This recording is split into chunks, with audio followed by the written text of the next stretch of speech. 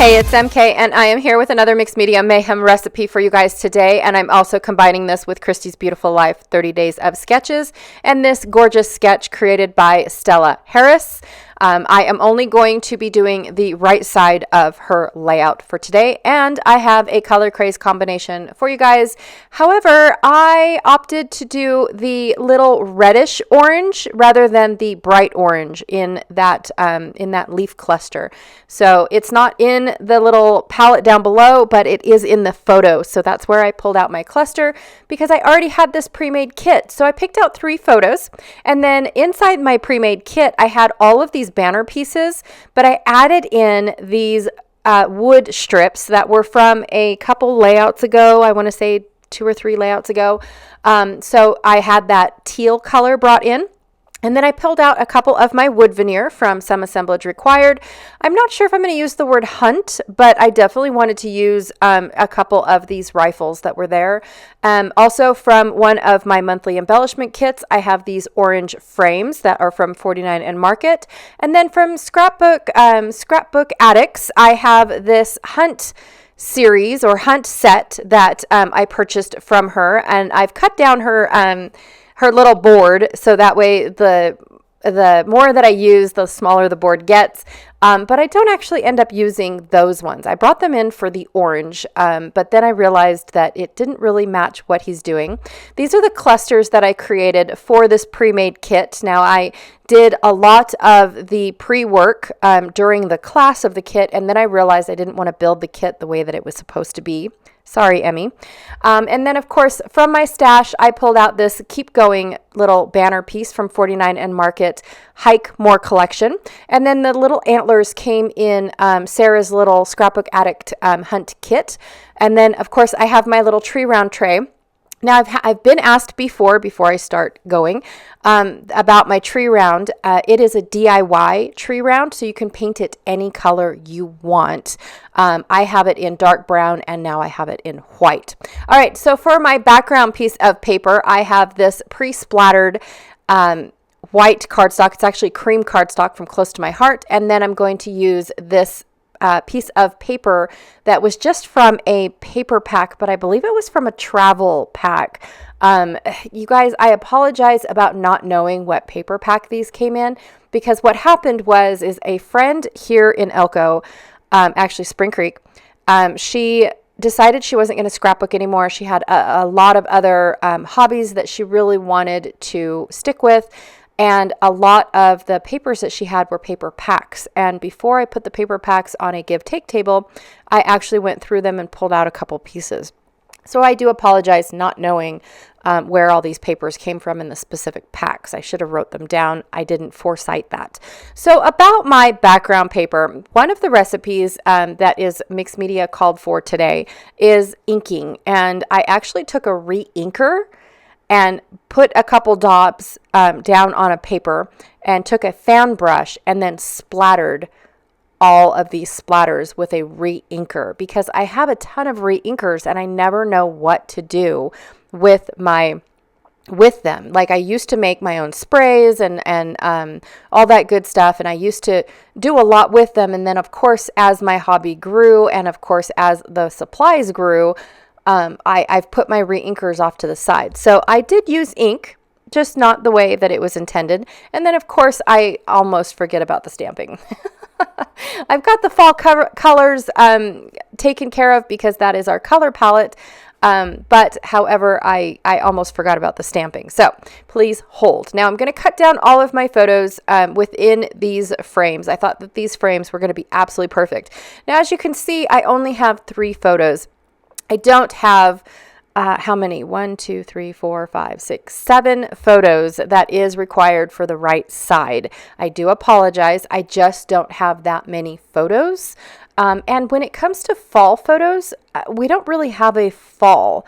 It really goes from summer to winter super fast here. And so unless I'm up in the canyon every day to go and watch the trees change, that's really the only time that we see fall in our valley. So yeah, when it comes to fall, I really do. I really can't scrapbook fall a whole lot. And of course, we missed the pumpkin patch this year, you guys. I am so very sad that I don't even have fall photos for next year because we totally missed the pumpkin patch. It's really weird as the kids grow. It's like we don't pay attention to that type of thing anymore. So it is on my list for next year to not forget that. Okay, so I did reverse where my 4x4 photos are going to go. So they're going to go down at the bottom, and then my 3x4 photo is going to go up at the top. Clearly, because of the frames, it didn't really make the cut being 3x3. So I'm guesstimating how my little panels are going to go. Now I'm going to put these panels on to represent the missing photos and the journaling spot, but I'm going to take those banner pieces. And because of the skinnier photos that were on the right that looked like little paper strips, that's what gave me this idea to take my banner pieces and have them go all the way across my page. Now, I'm not going to use every single one of these banner pieces for sure, but I did use one of every color on my layout. And then I pulled out more just in case they didn't go all the way across. I wasn't sure how long they were, and so I wanted to make sure that I had enough pulled out so when I go to put all my pieces down, that I was able to repeat the pattern for all 3 of my little blocks. So, well, clearly I have plenty. I even left a gap for my scissors. So I'm just going to go ahead and put all of my pieces across this brown paper. It is only used as a reference of how big I needed my banner pieces cut. It's not going to actually be seen. For my, what else did I have? I thought I had tearing on this layout, but I guess I don't. I guess it's just ink, stamping, and fall colors. So excellent.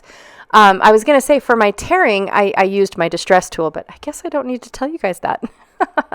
So this piece here was a little on the short side. So I definitely needed to trim down my smaller banner piece. And then I didn't want to waste these banners. Like I put a lot of effort making these banner pieces. So I went ahead and I decided, well, where can I put these? And I'm going to have them go off of this little border, of this little strip right here. So that way it just gives it a little bit more interest, a little bit more interaction with the photo, things like that. So I thought, might as well, right? It'll look good. What my photos are about is, this is my youngest son, and he is going to a trap and skeet for the very first time ever. I don't know exactly how my husband heard about this or anything, but he took him to this, I don't know, it was for kids, right?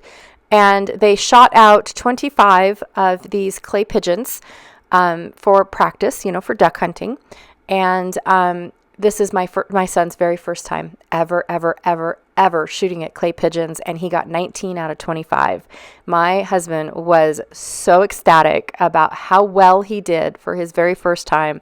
And it's a club that he could not apply for, but be a part of.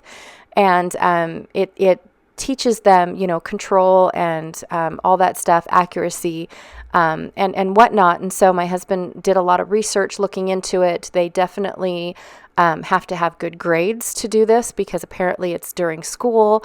And so they don't want the kids to fall behind and all that good stuff. And so when we were looking into it, it falls short of the football season. And this, my son, he actually would rather play football than do this sport. So maybe now that football isn't really his thing, he kind of struggled this year with football. We don't know exactly what the deal was, but his heart wasn't into it. So maybe we will look back into this sport for him because he seemed to really enjoy it. And especially he's natural at it. So, I mean, good golly, it's awesome. All right, so I'm going to take my pre-clusters, and as you can see, I disassembled one of them so it would fit in my little square. And I'm just basing off of where the clusters were in the sketch, right? So she had a cluster in the upper right-hand corner, and then one in the lower right-hand corner. Well, because of where my son is in the photo, I didn't want to cover him up. So I scooted it over and just put it into the center decoration area, the center square. And here's where I remembered that I needed to do some stamping. So I just quickly picked out a stamp set that I've never used ever. I don't even know how old it is, you guys. But I liked the Unmatched style little, what is that called? Label? Maybe it's a label. I really liked it because for one, I could use the exact same color as the darker teal that is in my clusters just to bring that in. And then, of course, I was trying to do the deer because the deer was matching my Rise and Shine, It's Hunting Time little banner piece. And I thought, well, this really isn't deer hunting. It's duck hunting. That's what you practice for. That's what you're shooting clay pigeons in the air for. The deer aren't going to jump that high. And so then I remembered from Sarah's shop, which is Scrapbook Addicts. I know I keep saying it, but it's an adorable little shop, you guys. I love all of her little wood pieces. She had this duck hunt set, and look at those little ducks flying in the sky. Oh my god, I love that. I love this little duck inside the crosshairs. And then I found this guy shooting with his little Roscoe sitting next to him, which is our puppy.